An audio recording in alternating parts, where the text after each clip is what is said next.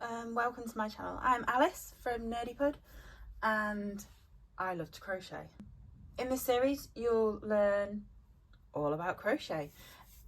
Absolutely everything you can think of, from the really basics. So today we'll talk about what we need and learn how to do a basic slip knot and a chain. Yarn, the first thing to talk about. There are so many types. There are simple plain ones, there are fluffy ones, and they're all completely different and completely useful for different projects.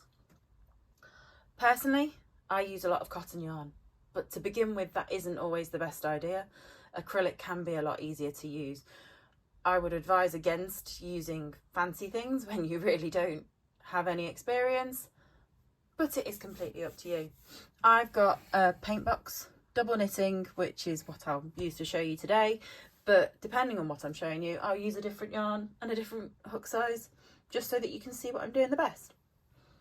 So the same as there are many types of yarn, there are also so many different crochet hooks. So my absolute personal favourite is a Clover Armour hook.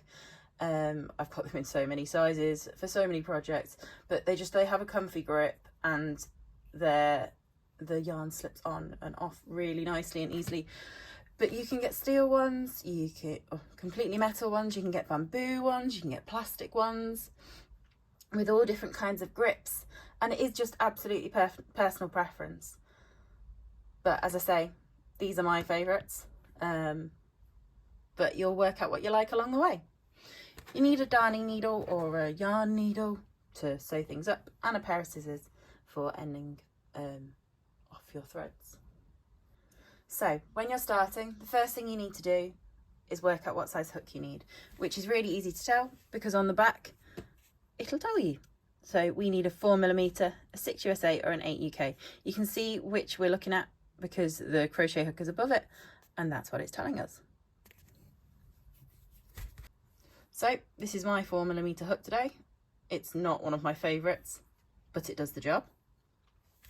So take the sleeve off the yarn, and then you can either pull from the centre in here or just use the yarn from the end.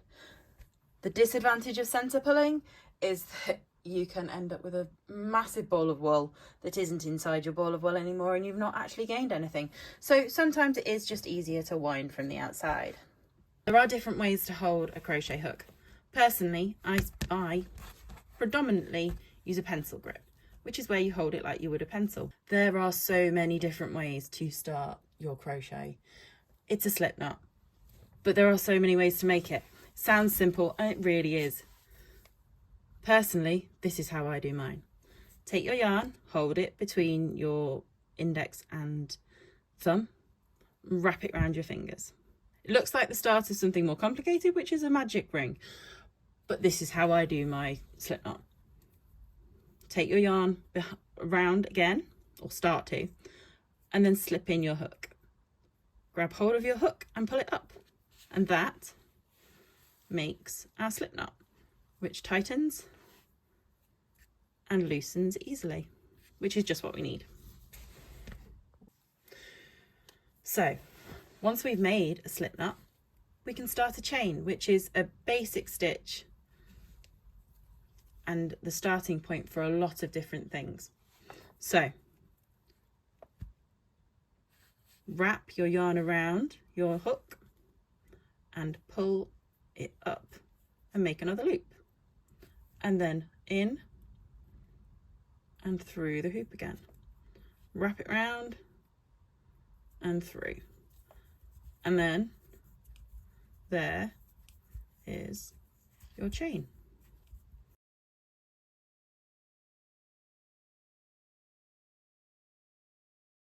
Thank you for watching, and I look forward to seeing you on the next one.